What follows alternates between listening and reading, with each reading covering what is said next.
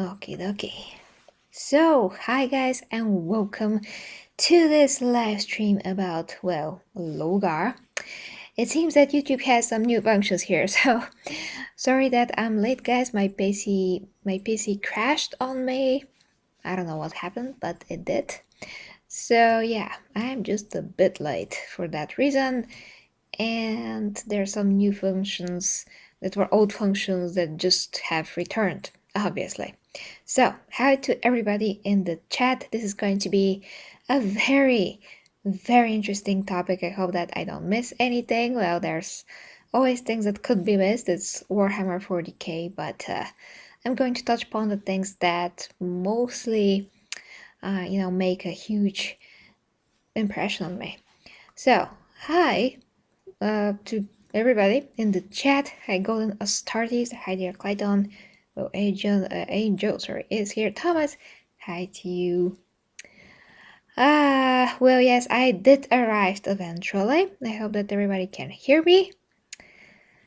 If I was that late, I would definitely change the hour of the stream. So it was just a temporary complete crash and burn of the PC. Yeah, which still is a known reason for it.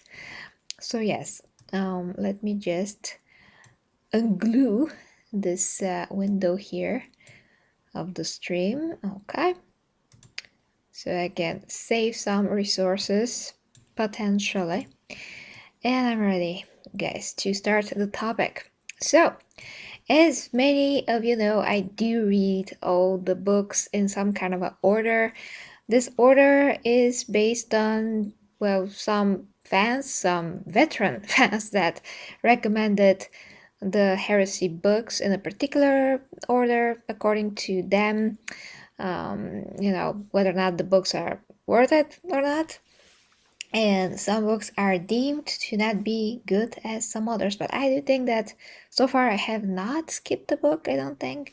So, the Lorgar here, and the first Heretic, right after especially reading Fulgrim, and by reading I mean listening to it in an audio form, because that's the only way that I have time to consume, so many books in general, was pretty... it's deep.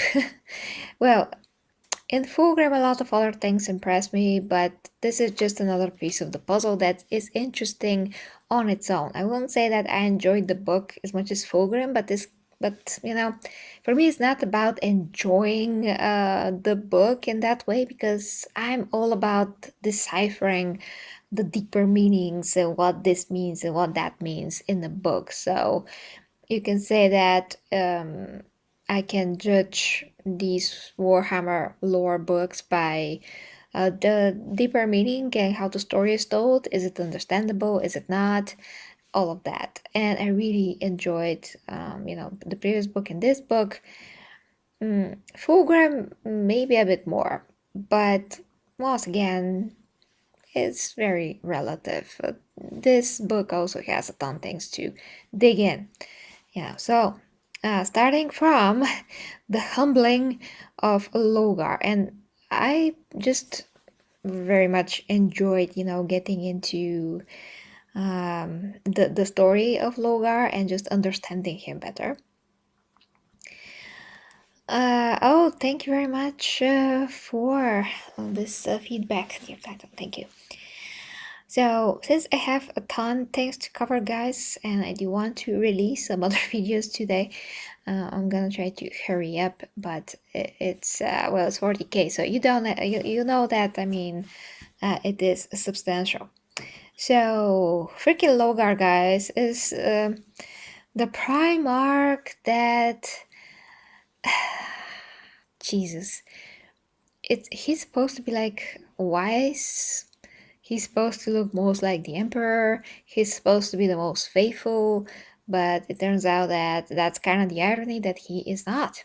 And Jesus, Lorgar, and it's so pathetically horrible, how he is falling. So I named the stream the Rise and Fall of Lorgar, because his rise is basically, when uh,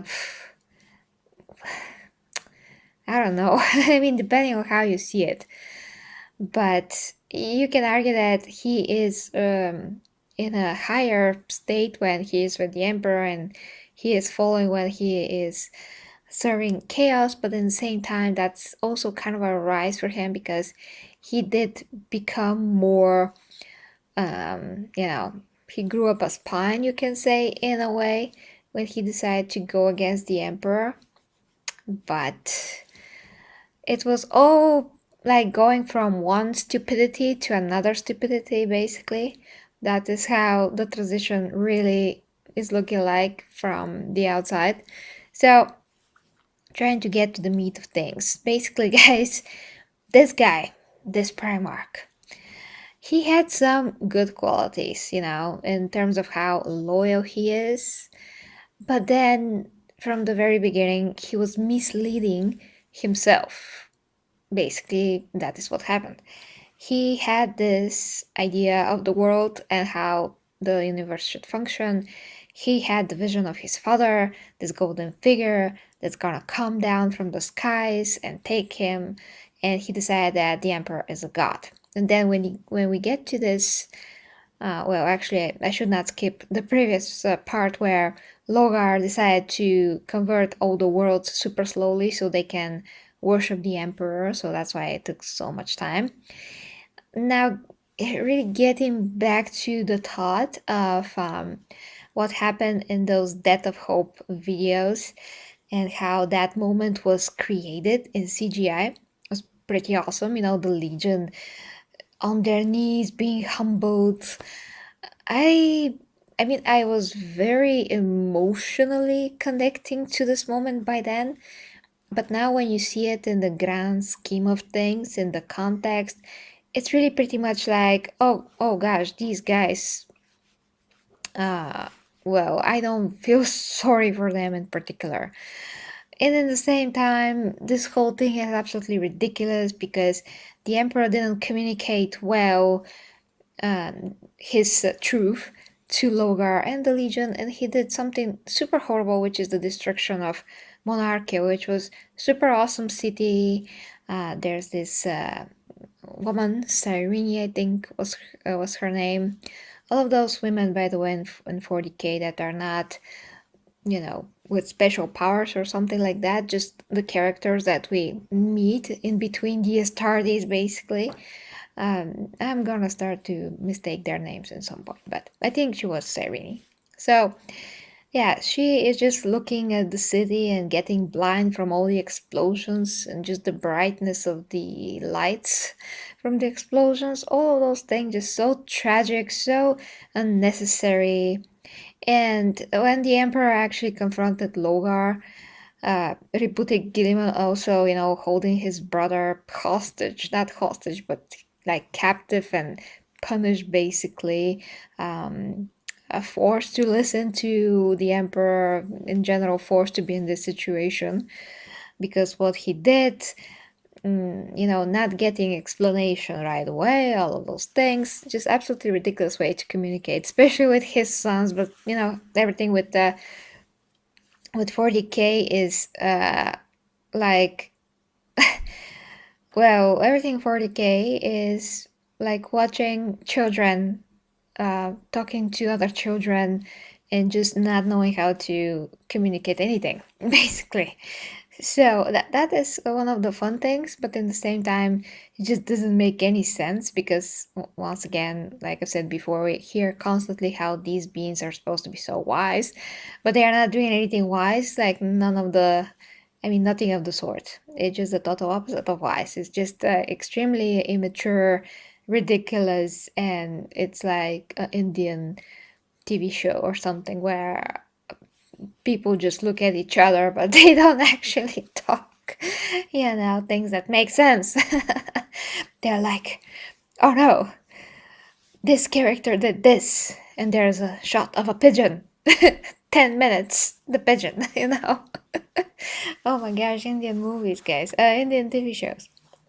So, continuing, because I'm just, yeah.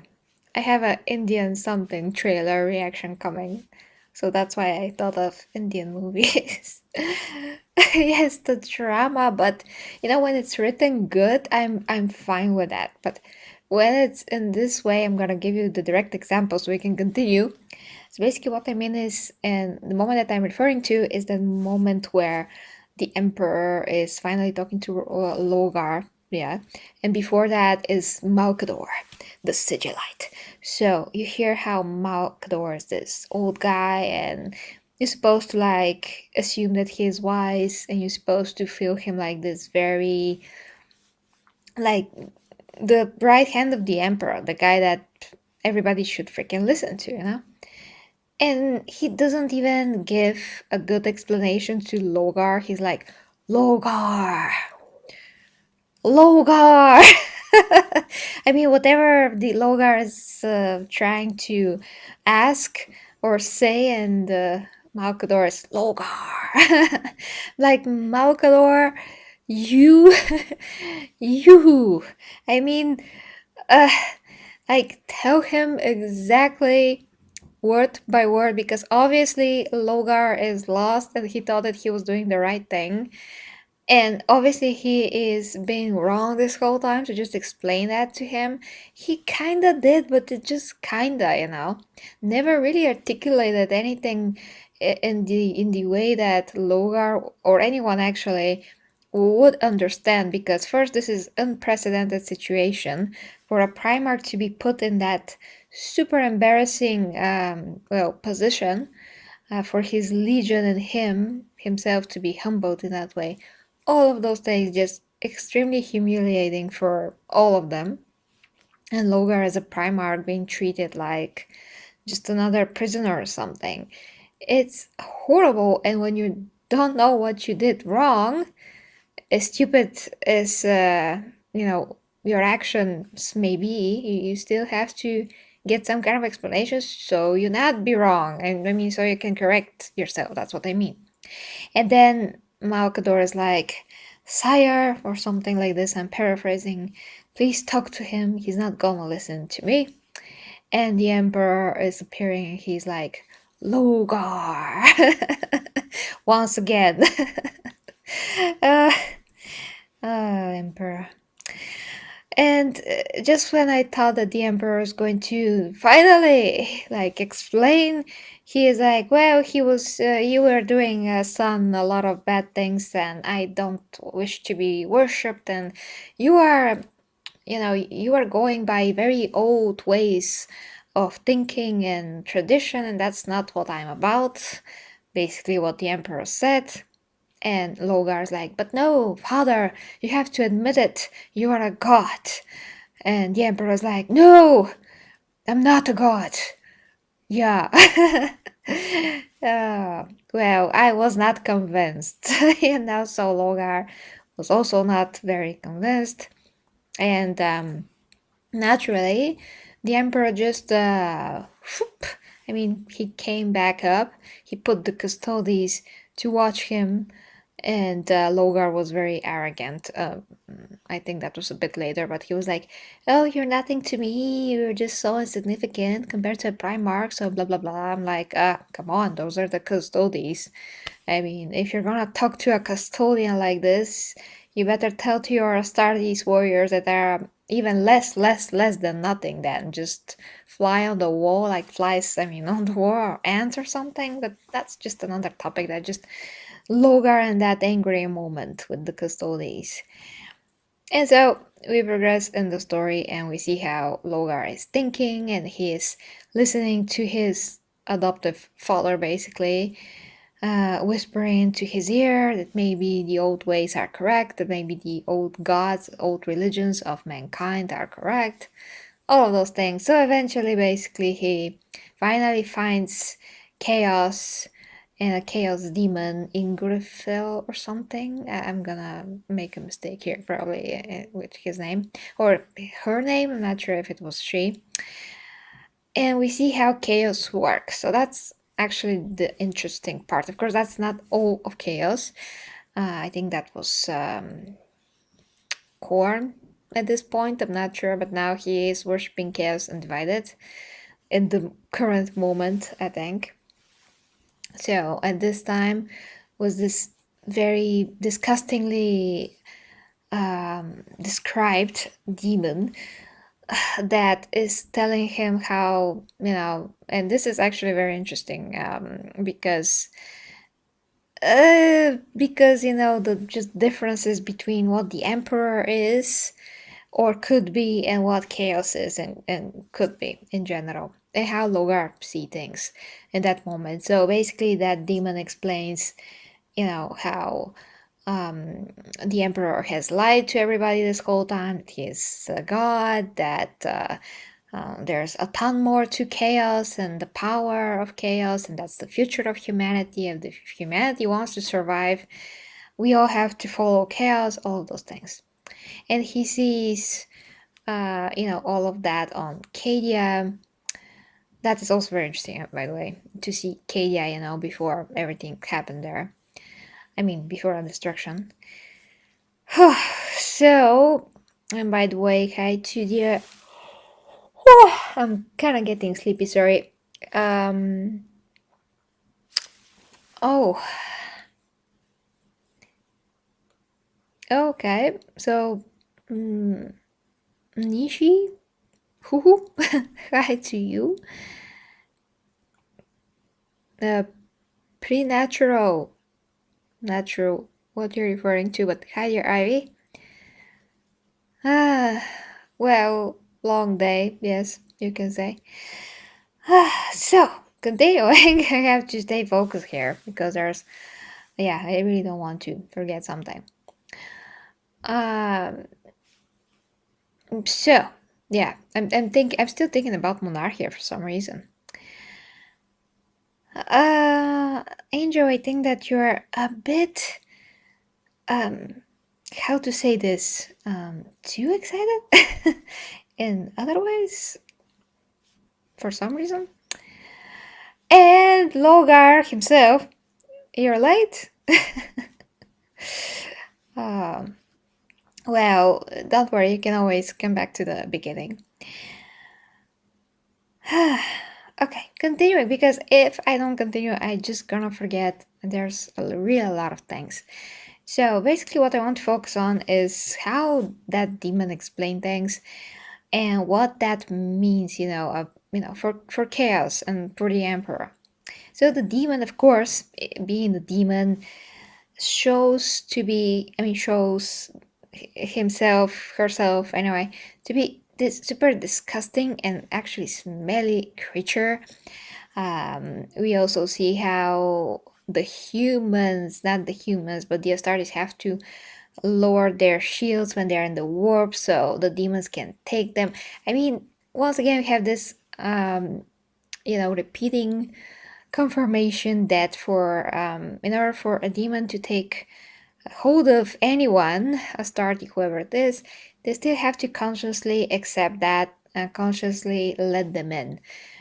You cannot be just controlled by a demon if you don't allow it to. You have to agree to it.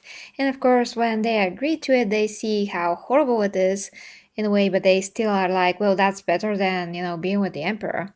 And this whole time, guys, because I was just, when I was listening to the story, this whole time, no one asked freaking Chaos what is happening.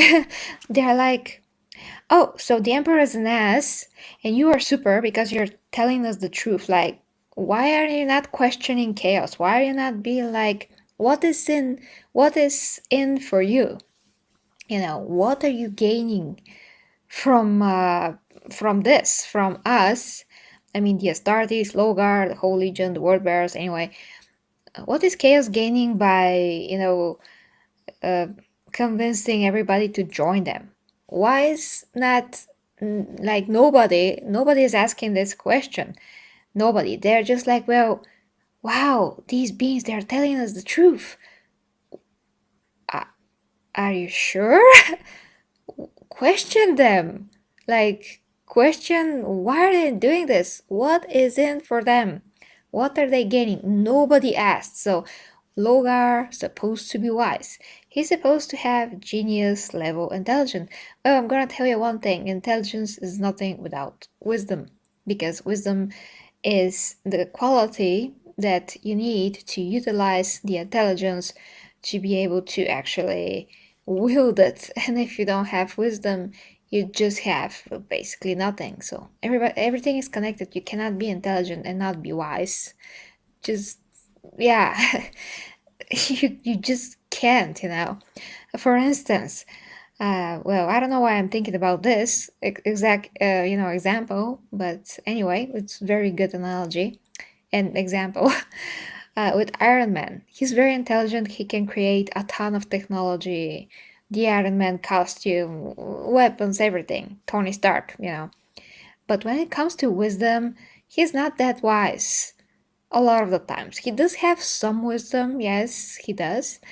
But before he got that, he had to go through a lot of things, stupid decisions, just bravery that's pretty much suicidal, which is a quality that a lot of heroes do have. But he is emotional. He is, he is a prima donna, you can say, in some ways, how he acts around Captain America and all of that. So he is arrogant. He does have self-esteem that he has a base for in general, but he is too arrogant. I mean, it's not that. I mean, it's good to have self-esteem, but when you're arrogant, it's just like, I mean, you're devaluing what you actually possess as qualities because you just come off as this ass. So that means that he lacks wisdom. But you know that he's one of the most intelligent people in the Marvel universe in general. So, yeah, when you lack wisdom, you're just this very intelligent child and can create like rockets and costumes, Iron Man costumes, let's say, but you're just still a child because you don't have the wisdom.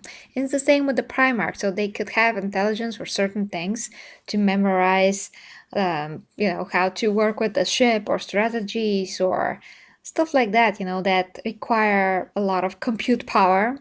Compute, I mean brain power, the cognitive ability to just assimilate a lot of information and put it into some kind of a use. But if you don't have the wisdom that, that crystal pyramid with which you are getting your intelligence through, so you can come out from the other end as rainbow. I mean, you know what I mean with this analogy. Once again, that means just once again to use this intelligence the way it's meant to be used. You don't really have anything. You're just like empty.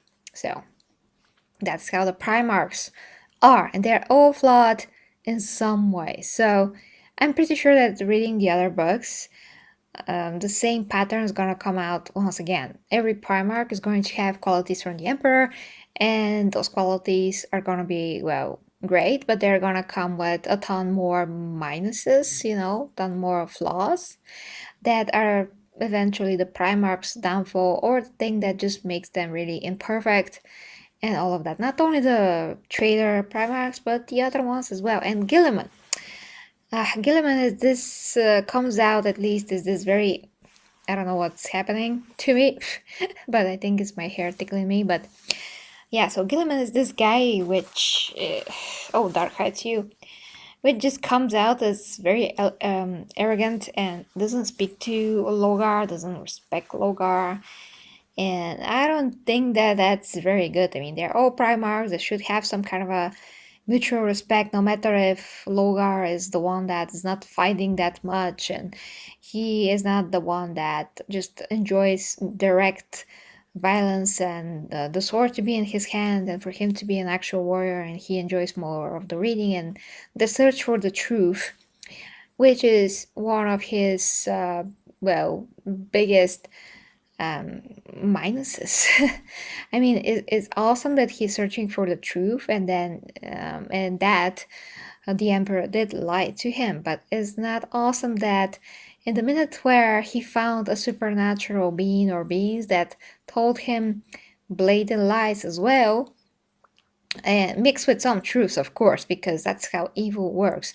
In order to catch you, evil always has to tell you a part of the truth, so you can be like, oh yes, I recognize that. Yeah, I can associate myself with that, or with this, or I can relate to this. And then it slips you, I mean, it pulls the rug under you and you're flat on your face in the worst way possible. And it's never anything that you gain, but it's everything that you lose. Although, of course, you could not realize that sometimes. Like, for instance, this other Astarte, damn it, his name just escaped me, but this guy was more in the book, more than Lorgar. He had more presence in the book. So his general, oh Jesus, how was his name? He probably gonna tell me. He's not exactly his general. He's like chapter master. He really likes Serene, by the way. Which Serene is also, I mean, I really like how the humans are presented sometimes, because through the humans you can also see how the humans are so easily manipulated and they just go with the flow. She was extremely um like devoted, like blindly devoted, and she got blind. I mean, don't you see the freaking symbolism? It's genius. There's a lot of metaphors, guys, in these books that are a lot deeper than it looked. So she got blind because she watched how Monarchia was destroyed, but in reality this is absolutely you know, a very brilliant uh, damn it, I don't know why, maybe because I'm trying to find this guy's name, but absolutely brilliant metaphor for how somebody has a blind faith, and she became the symbol of this blind faith, and she died being still blind in her faith. I mean, not that the custodies were awesome that killed her, but they did what they had to, you know? Okay. Let me just check your comments. Although I really don't want to forget my thoughts, guys. There's, you know, always something that I hope that I don't forget about these books when I'm covering them. So that's why I don't look that much your comments, but I'm just gonna check real quick.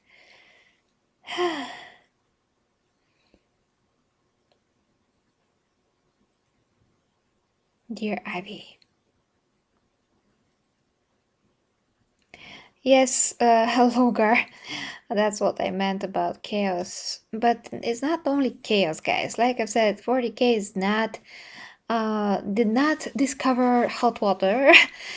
All of the, well, archetypes basically of evil and a lot of other things are things that we already seen, read in other things. So evil is evil, and it does work in the same way every time. Erebus, it's not Erebus, Costas, but thanks.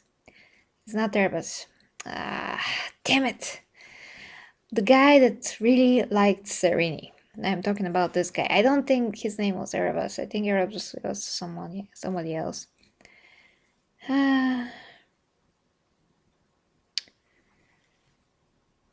Oh, Jake, hi.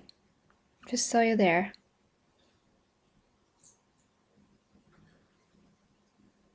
Okay. Caught up with your comments. So, the point is that through the humans, we see the same thing, how evil works. But the humans are like even easier sometimes hit by chaos, just because they see the Primarchs as demigods, which they're really not. They're genetically engineered humans, and for what we know so far, the Emperor went to to chaos, and he did some kind of a deal with them, and then the Primarchs were created. But the Primarchs are like skipping evolution. They're literally artificially skipping evolution. And for him to do something like that, and for him to, I mean, that means that he made some kind of a deal with chaos that we don't really know about.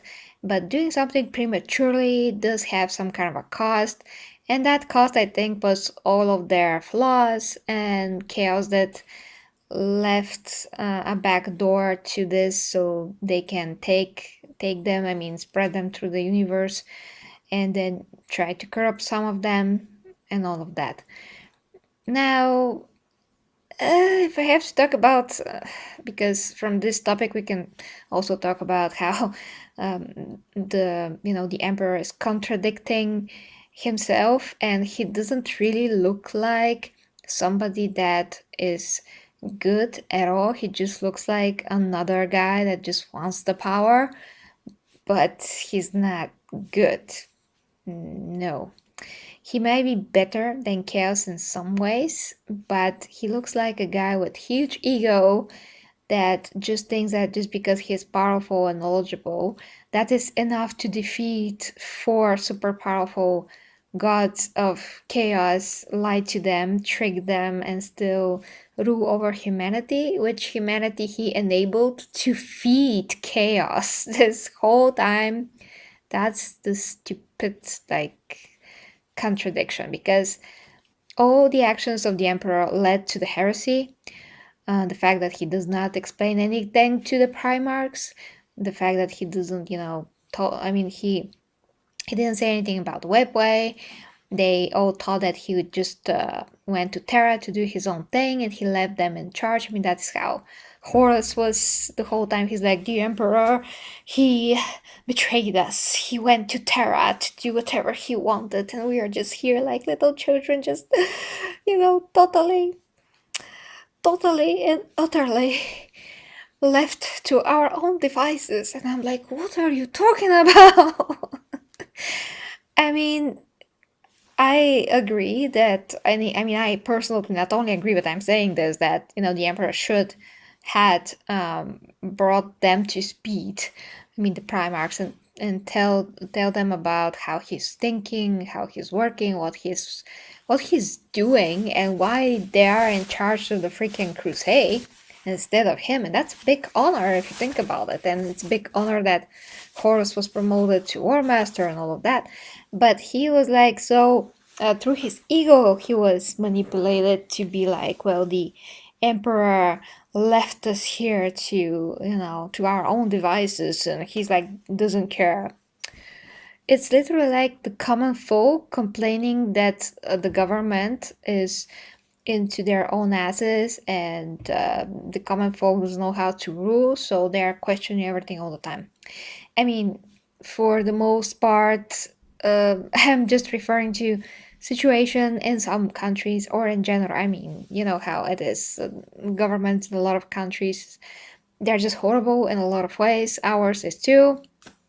But sometimes people do not know how some things could be fixed, but they just complain all the time. And when some governments are trying to fix something and they are like literally fixing it, it just takes a lot of time because of the previous government ruined everything, and then the others that comes after is trying their best to fix it, and 1 year later, because it's such a mess, people are still complaining ridiculously. It's a long topic, but basically there's something like this mentality in the Primarchs as well, for beings that they're so intelligent. Like I've said, they're ridiculously like children, and then they don't realize the grandeur of what it takes to rule over millions of worlds. And instead of being like, wow, what a freaking honor, I'm here, leading this crusade instead of my father because he trusts me and my abilities. Horus is like, oh no, he's gonna become a god. What an arrogant son of a bitch. you know? In the same time, he himself being like, I should be the emperor of mankind. Say what, Horus now? You? Who are you? I mean, you're a great Primarch if you're not in your ass and in your own ego all the time. I mean, I'm pretty sure that in your ass is pretty dark and you can't see through it, so it's understandable how you think, but come on, that's even more arrogant than possible. So all of that just led to their demise, all the traitor Primarchs. And what led to the Emperor's demise was his head in his own ass as well. So head in ass doesn't work for anyone. No matter if you're the Emperor or the Emperor's artificially created sons, trying to cheat nature and create humans that are, well, basically demigods far ahead of evolution, just not gonna work very well, obviously. But back to Lorgar. Back to Lorgar. We see through this book, basically, guys, how, once again, chaos, or at least part of chaos, works, and it's just so obvious that they're like hideous, disgusting, smelly creatures that just wants the bodies of the Astartes so they can do their thing. And when this Astarte, that I couldn't think of his name, Argel Tau, thank you, Argel Tau, the one that got really, really disgustingly corrupted. Even him, he had noble qualities. Okay,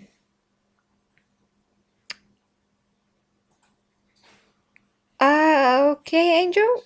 Okay, trying not to break my line of thought once again, but we are coming to some conclusions, so I'm trying to bring it home. So Argytau, guys, yeah, he had very noble quality, especially his, affection towards Sarini. And when I say affection, of course, I mean the fact that he really respected her and just respected her qualities. Although quality, she had like a pure soul, but like so pure to the point that she was strictly and extremely naive. And once again, that is why she is blind. So because she is blind and she's the only one that survived the bombing of Monarchia, she was called the Blessed Lady. And that is also ridiculous. But of course, her character is there, so we can see through the prisma, through that pyramid of how humans deal with these things and how humans see them. So it's important. I mean, she's not on herself, on her impact, that's important, but through her character, through that lens, so to speak, we actually see a bit more of the Primarchs and the Astartes. So Argytau, when he got corrupted by the demon, he had these very sinister thoughts of how he wants to kill her, even though he really respects her and appreciates her. I would say love in some kind of a way, but love, well, it's like, well, it's very hard to say. Okay, let's say a connection, appreciation, all of that. So he wanted to kill her. He imagined how he's gonna basically tear her up limb from limb, something like this. Gonna eat her even. As far as I know, I mean, remember, like he was feeling how her blood is circulating through her body, how weak she is compared to him, so he can just kill her so easily, and her soul was going to go to the warp, just being consumed by the powers there. So all those things he is thinking, but he never once thinks, wow, these chaos creatures that we are now listening to and that we gave ourselves to, basically, they're super disgustingly evil. So we rather be with that and against the Emperor, who is a lying sack, but at least he's not doing this, And the other thing is, no one went to the Emperor and tried to ask him if all of those things are true. No one confronts the Emperor. No one just communicates with him. No one. They're just listening to chaos, like right away. It's chaos, chaos, chaos, chaos, chaos, chaos. All the time. And they're just, like I said, no questioning of anything. What are you doing, guys? Where's your wisdom? Nowhere. So I understand from one side that, Lorgar firstly was very scared that the same thing that happened to those two missing Primarchs is going to happen to him, and he had this very cool conversation with Magnus about this. And Magnus said that he defended Lorgar. Okay, I get it, but still, as the Emperor's son, maybe he should try to talk to the Emperor like father to son, not, not be like an ass about it, but just like normal conversation, without like giving too much away of what he is thinking about chaos or what he discovered, just to talk with him and maybe see how the Emperor's gonna react. Will he open up? Will he not? But he never makes any attempt of any of this. So the moment that he saw the proof that there's an actual god in the world, or just in general, he was completely taken by that. He decided to give himself up, and he had these moments where he was presented with the possibilities of what he had to give, what's gonna happen to his legion. The legion himself had this very long conversation with this demon. Uh, and the whole time was the same thing. The demon saying that they are the future of humanity. The demon, saying like so many things about the emperor against the emperor, but never saying, well, if you accept us, we are gonna gain this or that. Never said anything and never was asked. So if you're going like to the bank, let's say, and they're offering you to take a credit, but you have to pay this credit, for like a year, let's say, but they're just explaining how it's awesome, and the other bank that maybe you're gonna visit, they're very bad and they're just the worst thing ever, but this bank that you're here now, it's the best. Just take it, take this credit, it's gonna be awesome, you're gonna feel amazing with that amount of money. And you what? You're just gonna take it, not think how you're gonna pay it off, and just like walk out of there already signed all the documents that they offer you, without being like, oh, what are they getting out of it? Because that bank, if they're willing to give you certain amount of money, they're gonna make money out of you. They're gonna make money from the return that the percentage. You're gonna return more money that you took. So they're in the win here and you are in the lose. You're gonna do something with that money, but until you pay them off, that's gonna hang over your head. And that is like the probably the lightest example, analogy that you can make with chaos. With chaos, it's all or nothing. They're taking everything, and you are in some way, shape, or form forever lost and enslaved to them. Once you're letting them in, your body, your soul is theirs. And there's, well, nothing you can do, at least so far from everything that I learned about 40k. And never seen somebody to convert to chaos and then be super redeemed and cleaned and not have any demonic influence on himself, herself, themselves. So, yeah, maybe somebody, I don't know. Let me know if somebody escaped or decided to just remove themselves from chaos. But chaos, they're literally taking everything. Everything is for them, and that's it.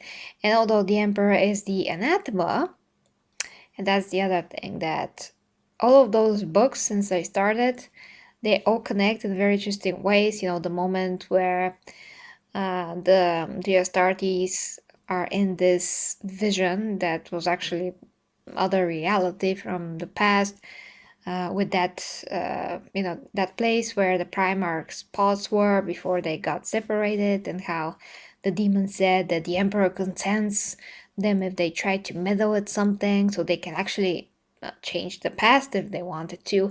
And at some point when I was listening to that, it kind of came out as if the Astartes presence there was what made the pods to spread out. It's like this initiated that chain of events with the Primarchs being lost. That was definitely hinted in some way. Have to see what chapter was to listen to it again, but that was definitely hinted at because the Astartes really wanted to meddle. And the demon was like, no, no, don't touch anything, don't touch anything. But they can even, I mean, they even met Horus because Horus was in the same vision, in the same place, being corrupted from the other side as well by that other word bearer guy. So it's pretty cool how things also connect with these last. Well, actually, yeah, like I said from the beginning, even from the beginning books, and this is book six, I think, or 6 is the next one. Gotta check in my own server list, and it's a good thing that I pasted all the books there so I can watch them. So the first Heretic is the 6th, yeah. So now I have to start Legion, which is the 7th book. I have no idea what it's about, but I just can't wait to find out anyway.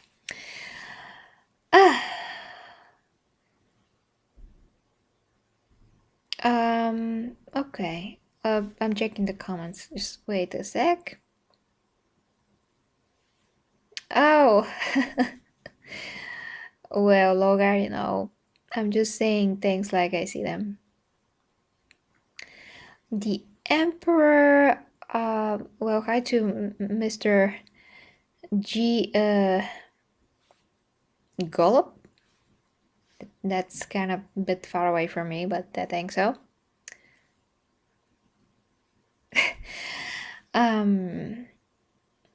It's still in a debate whether or not the Emperor is a god.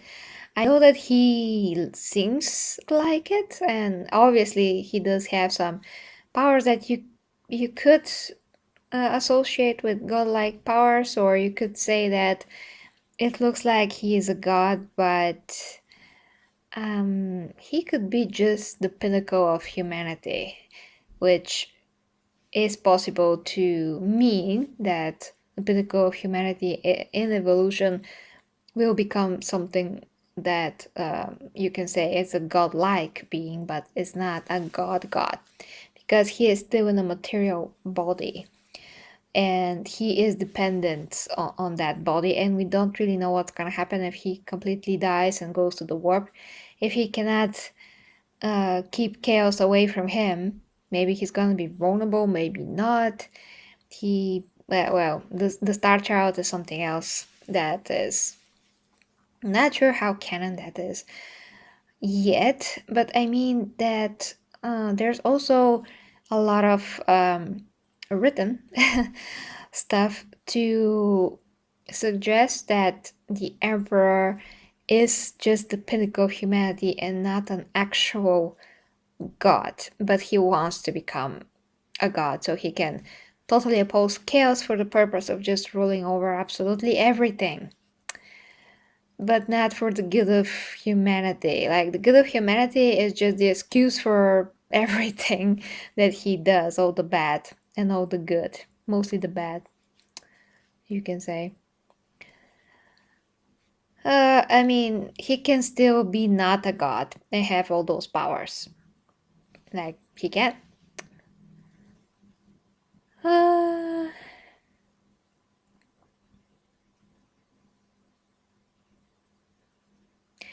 well, I understand, Angel, that you're not really into 40k and you're here for other reasons, okay? I still appreciate your presence in any way.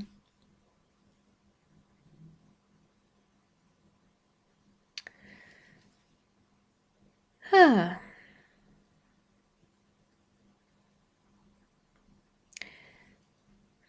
The Iron Warriors.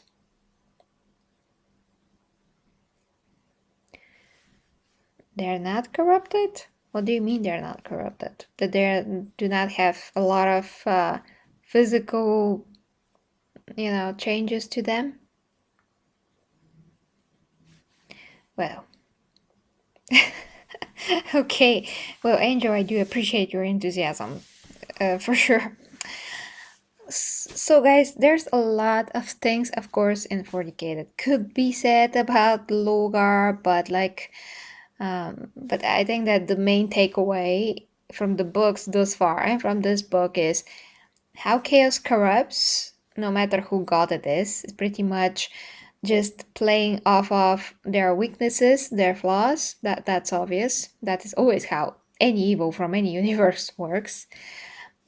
Just the other day, I watched again the last Star Wars episode, The Rise of Skywalker, and the the Emperor there, Palpatine, tried to do the same that he did to Anakin with um, damn it, with Kylo Ren and with Rey. He tried the same tactic, like become evil. I mean, become take your place because otherwise they're all gonna die.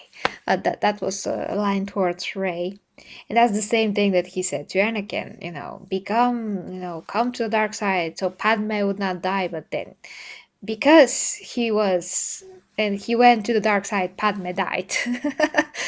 That's the irony, and that is always what evil will say. It's gonna promise everything and takes everything. I mean, it's gonna promise everything and take from you everything. But you're gonna think that you're gonna get everything, but it's quite the opposite. So evil is the same in all universes, no matter if it's called chaos, uh, you know, being in your own ass, and that's your flaw. So then evil comes, and it's called chaos, so it can corrupt you. It's still the same.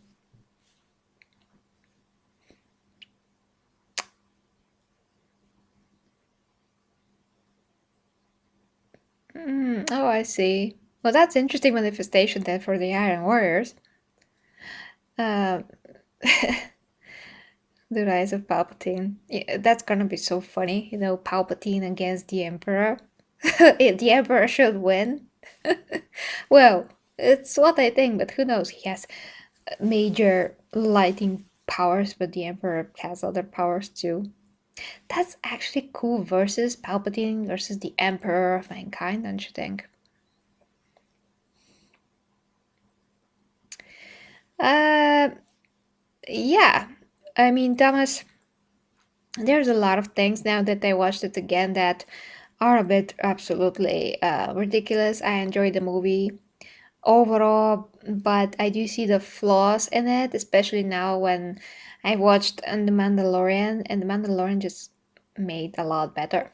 And you can see there that things just are better. So just make more sense. It's more mature.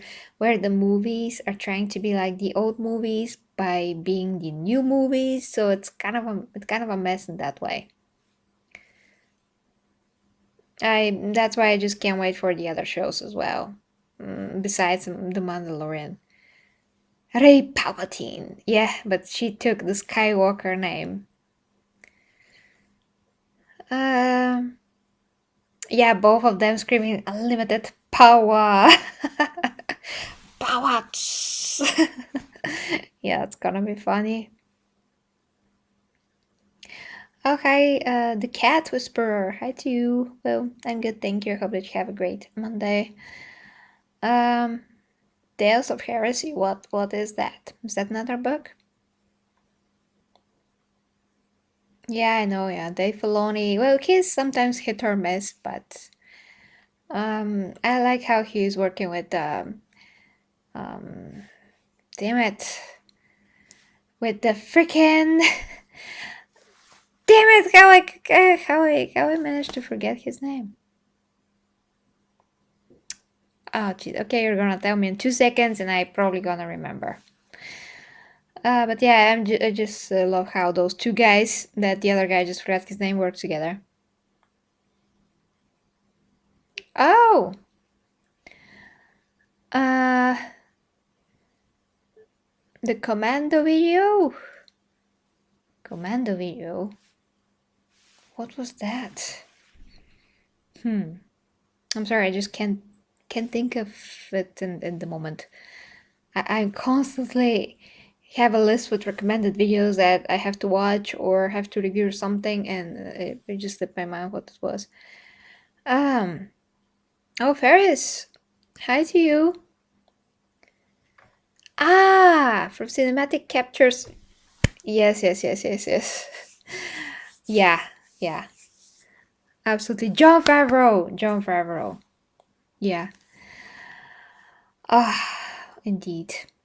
So yeah, John Favreau. I mean, he started with Iron Man, and now look at where he is. He is in Spider-Man as an actor. He's doing Mandalorian. Baby Yoda is now in forever in the books. Yeah, and very good in faces, but when it comes to names, sometimes I just slip my mind, literally. It's the artist in me, I'm just so good in visual things, but names and numbers, I'm like, it was amazing to see. Damn it, you know? And sometimes when I'm fasting for a long time, is the opposite. I can remember everybody's names. So I'm like, oh yes, fasting has total, brain power returning to me. Yeah, but I'm gonna fast tomorrow. So today I totally destroyed that with carbs. So that was that. Yes, the Emperor of Mankind versus the Emperor Palpatine. Ah, yeah, I think so too. I think that the Emperor of Mankind is gonna win. I mean, he is both a warrior, a psyker. He has so many abilities, and the emperor is just an old grandma slash grandfather. Just he reminds me of an old grandma, not grandfather, but he's just an old grand with lightning powers. Yeah, he's very powerful, but and actually, since when all the Jedi die when they exert themselves? Because Rey died when she did that, Kylo Ren died. I mean, Leia died just by trying to speak to her son. Like, what the heck is happening here?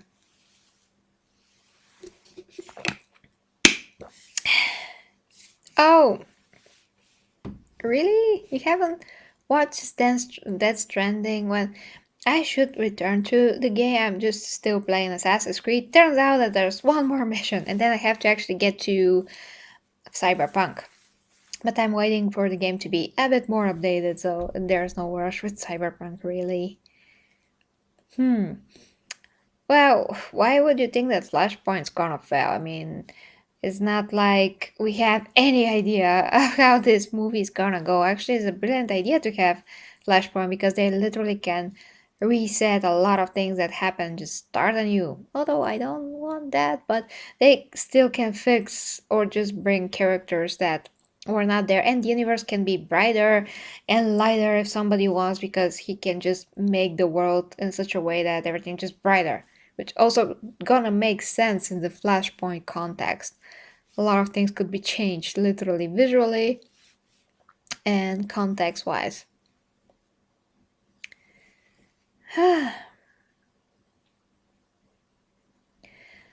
Okay. Uh, well, I already released that. It was a teaser. Uh, Ferris, it was a teaser.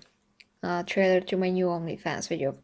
Just a teaser, but it's a bit longer than the other ones. I know it's Warner Media, it's Warner Brothers, but Walter Hamada is there on the top, so he now has a bit more influence on what's going on. Maybe things gonna get more cohesive.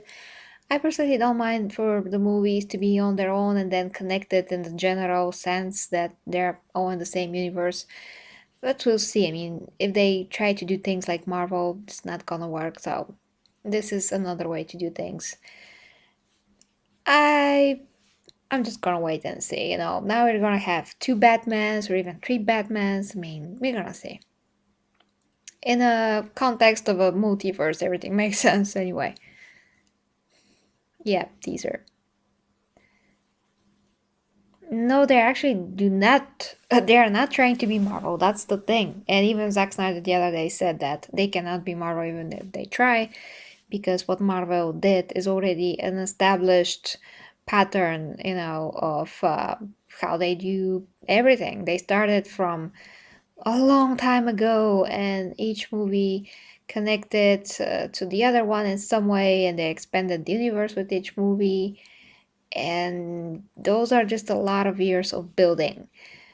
And the DC just cannot just start from there in that way. They have to do movies in another way. How they did the Joker, for instance, a standalone movie that is in somewhere of the universes, but which universe you don't know. And then in the TV show that was not connected, they actually connected it, the TV shows to the movies through multiverse connection, which is also absolutely possible. So that makes sense.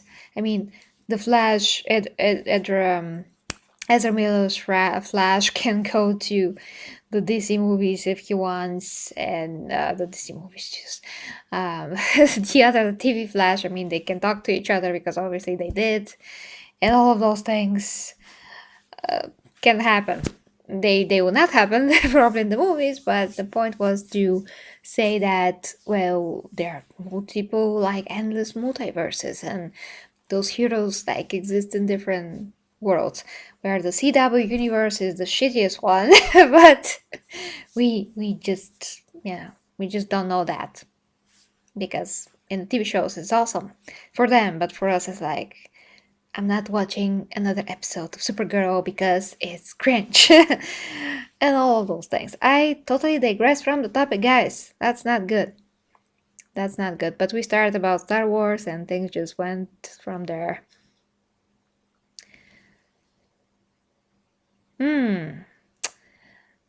Well, Lorgar, that's a very good question. Actually, I was thinking about that. But first, I have to get to the 10 Astartes legions. And I'm just wondering if I should get through a few more books before that to get a better, knowledge of the legions, because now that I know about the word bearers and the Emperor's children, and the Death Guard from the previous two books, that is such a better way to feel things firsthand. Because now when I hear their word bearers, I'm like, yeah, I know how they think.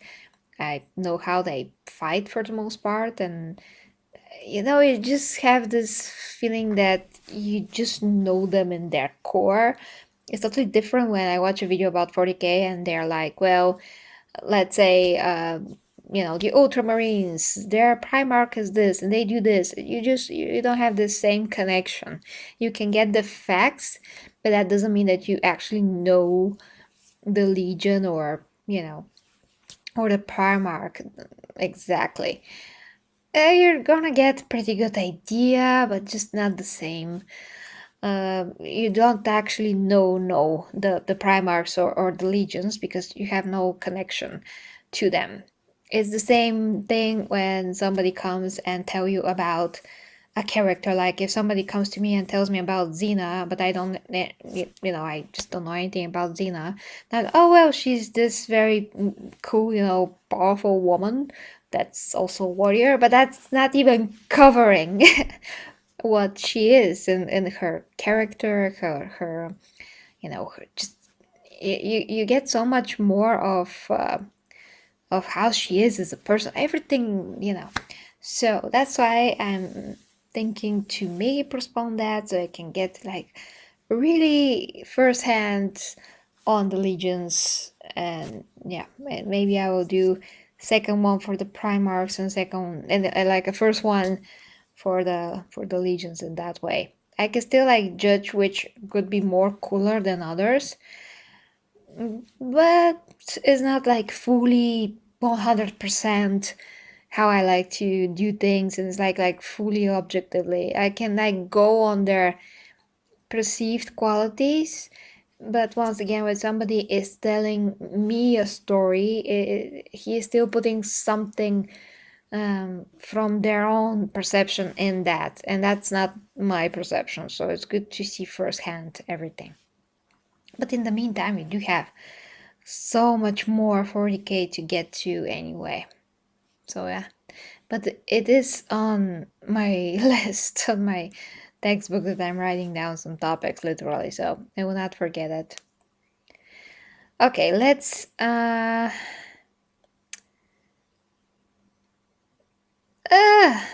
that's interesting.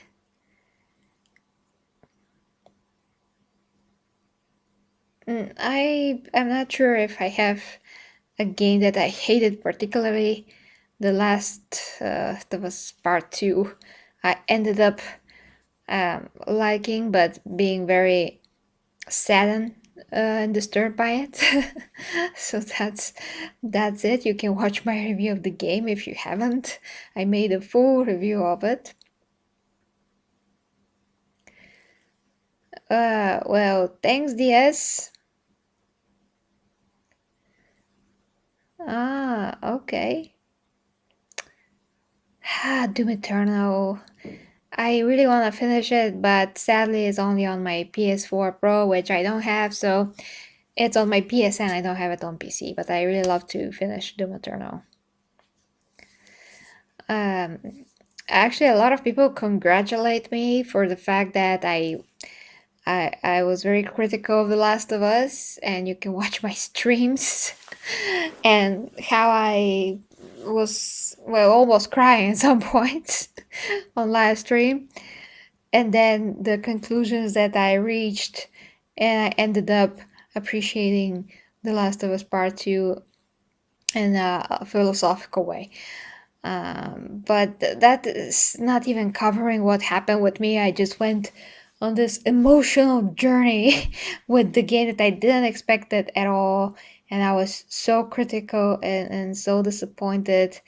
And then something incredible happened, and you just have to watch the review because I put some parts of the streams and what I went through live. So, I mean, I also have the whole playlist, but if you don't want to watch the whole playthrough, you could just watch the review. It's not long. I think it's 20 something minutes, but it's the best game review that I've ever done. And yeah, I mean, it explains everything what happened to me with The Last of Us was like nothing that I ever lived through with the game. So, yeah, you just have to see it for yourself. The Last of Us Part 2 review here on the channel. Oh, Jesus. I'm gonna have tears in my eyes again. Okay. I'm just finishing your last comments, guys, because I still have a lot of things to do. And at least one video reaction to release. Oh no, it's 11 o'clock. I can't. Okay, maybe at least one. I plan to speak a bit more briefly, but I guess this stream got, well, very long. But I do have several things recorded I plan to release today, like 4 videos today, but I guess they're gonna be for tomorrow. But I just want to release one, so gotta go, guys. That's gonna take me at least an hour to do that, so finishing your comments, say what you can last minutes, I mean last second, say just what you want in the last moments.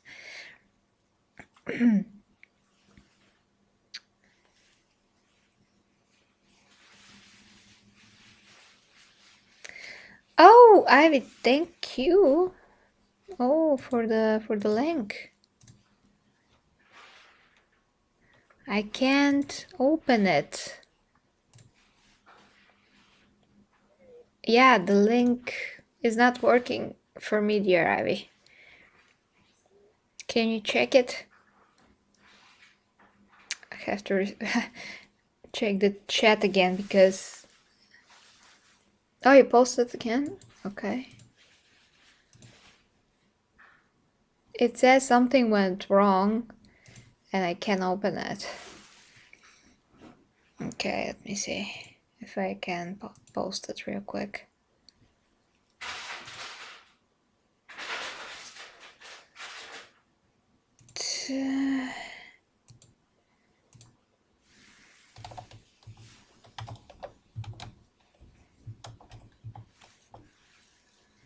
Yeah, I found it. Okay.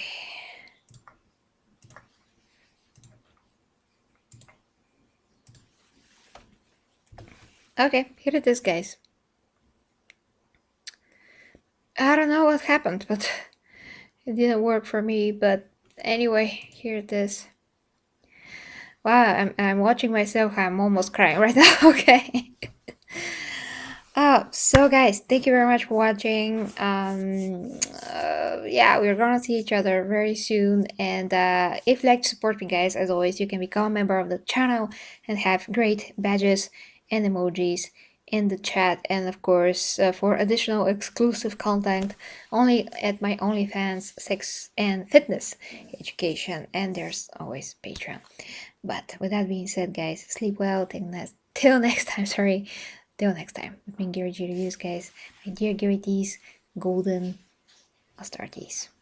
Bye bye.